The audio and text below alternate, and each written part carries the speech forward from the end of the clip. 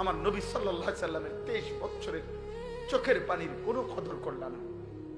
আমার নবীর তায়েফের প্রতি ফোঁটা রক্তের কোনো কদর করল না। আমার নবীর উহুদের খানদান শহীদ করা রক্তের কোনো কদর করল না। যে নবী আমার পেটে পাথর বাঁধছে উম্মতের জন্য ক্ষুধার কষ্টে, হাশরের ময়দানে তিনি জিজ্ঞেস করবে, উম্মত তুই কি শুনুস নাই উম্মত, আমি না তোর জন্য তায়েফে এত রক্ত ঝরাইছি।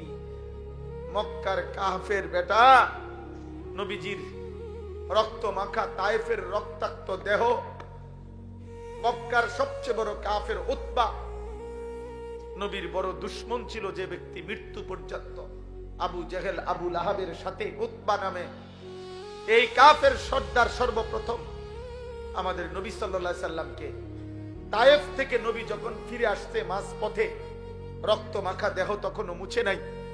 খোদার কসম কিতাবে আছে এই উতবা নবীকে দেখছে প্রথম এই কাফের সর্দার।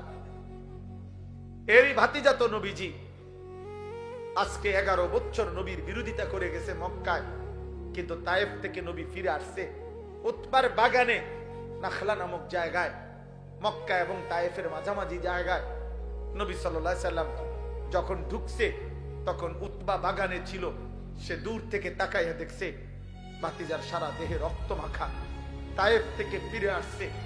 আল্লাহর কসম কিতাবে লিখছে সে তো কালেমা পড়ে নাই, কিন্তু এই কাফের সর্দার নবীজির রক্ত মাখা দেহ দেখা চিৎকার দিয়া কাঁদছে আর বলছে, তায়েফবাসী আজ 11 বছর আমরা আমাদের ভাতিজার বিরোধিতা করি, কিন্তু কোনোদিন তাকে এভাবে মারি নাই।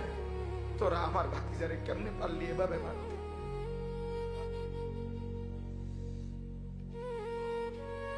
আমার ভাতিজারে কেমনে মারলি? আমার এতিম ভাতিজারে কেমনে মারলি? আর তোদের চেহারা দেখে কি মনে হয় আব্বা? কার মতো চুল রাখলা? অধিকাংশ ছেলে দাঁড়াইলে যদি জিজ্ঞাসা করেন যে সারাদিনে একবার পেশাব করে পানি নিছনি, নাফরমান বলবে না। টয়লেট পেপার চিনুনি না, আল্লাহকে একটা সেজদা দিছুনি না, সারাদিন সারা রাত মোবাইলে শুধু নারী ছবি, উলঙ্গ দৃশ্য, অশ্লীল জিনা ব্যভিচারের দৃশ্য। আহা, নারী ছাড়া লজ্জাস্থান যারা, তার জীবনের আর কিছু নেই। তার জীবনের একটাই যে লজ্জাস্থান যে একটা আছে, এটার চাহিদা পুরো। একটা পেশাবের রাস্তার কাছে এই কাপুরুষ হেরে গেছে। এই কাপুরুষ পেশাবের রাস্তা, এই কি যুদ্ধ করবে? ইসলামের জন্য কি করবে?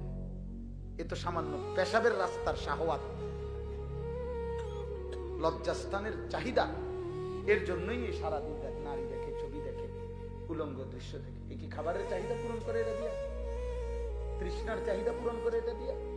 শরীরের মধ্যে সুস্থতা আনে এটা দিয়া? ভিটামিনের জন্য এটা? তো কি চাচা বলেন? তার লজ্জাস্থানের আর কি? তাই বেটা কাপুরুষ, তুই বেটা পেশাবের রাস্তার কাছে হারিয়ে গেছ। তোর মতো আকামলা দিয়া পৃথিবীতে হবে কি বেটা? বল বেটা।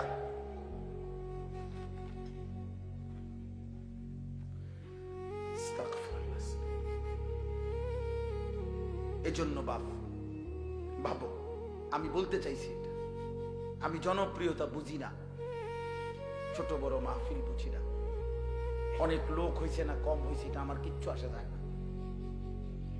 আমি সবসময় এক তালেই বলতে চেষ্টা করি। বেশি বা কম দ্বারা প্রভাবিত হওয়া এটা কোনো প্রয়োজনীয় কিছু না।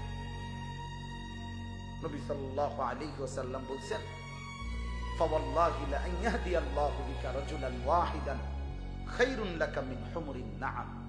নবীজি বলেন, আল্লাহর কসম, তোমার দ্বারা একজন ব্যক্তি আল্লাহর পথ পাওয়া গোটা আরবের সমস্ত দামি উট তোমাকে হাদিয়া দেওয়ার চাইতে উত্তম। কয়জন?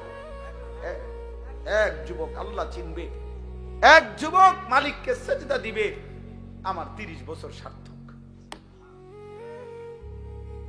এক যুবক যদি বলে, আল্লাহ আমি আপনাকে আর নারাজ করব না, আমি আপনাকে সেজদা দেব, এক ফোঁটা চোখের পানি যদি কোনো যুবকের পড়ে, আমার 21 বছর সার্থক। আমি তো ভোটে দাঁড়াইছি না যে আমার এত মানুষের সমর্থন দরকার। আমি ভোটে তো দাঁড়াই না, কোনো প্রার্থী না, আমার কোনো মার্কা নাই, আমি কোনো মার্কার প্রচারণাও করি না। তাইলে আমি জনসমর্থন দিয়ে করব কি? আমি জনপ্রিয়তা দিয়ে করব কি বাবা? চলে আর অল্প একটু সময় কোরআনুল কারীমের যে কয়েকটা আয়াত আমি পড়ছি, সংক্ষিপ্ত তর্জমা শুনে আল্লাহ বরকত দেবেন ইনশাআল্লাহ। নওজোয়ান ভাই, তোমাদের কাছে অনুরোধ ভাই, কিশোর ছেলেরা, যুবক, এত বিপুল পরিমাণ তোমরা চারিদিকে তাকায় দেখো, তোমাদের সমবয়সী বেশি, তোমরা সর্বোচ্চ 20-30 কিলোমিটার জায়গার থেকে আসছো।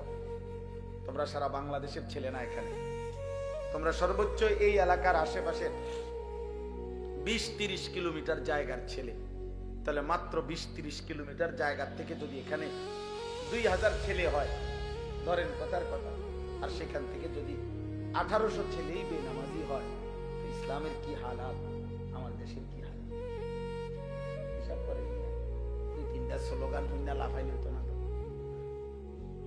বুঝেন না হিসাবটা? আমি হিসাব মিলাম, এরা সারা বাংলাদেশ থেকে আসছে, এনে কি পার্বত্য চট্টগ্রাম থেকে আসছে? তাহলে এরা এই সীমাবদ্ধ একটি এলাকার 30 কিলোমিটারের ছেলে মনে করে না। তো এই 30 কিলোমিটারের ছেলে যদি 2000 হয়, আচ্ছা তোমরা 30 বছরের নিচে যাদের বয়স, তোমরা হাত তোলো তো, তোলো তোলো।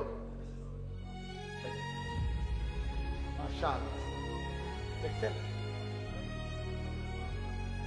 বুড়া মানুষ কো? আমার বুড়া মানুষ দেখি না। হাত নামাও, হাত নামাও। তাইলে বাবা শুনো না, আমার কথা হইলো আত্মতৃপ্তিতে ভুগলে হবে না, সময় এখন হিসাবে।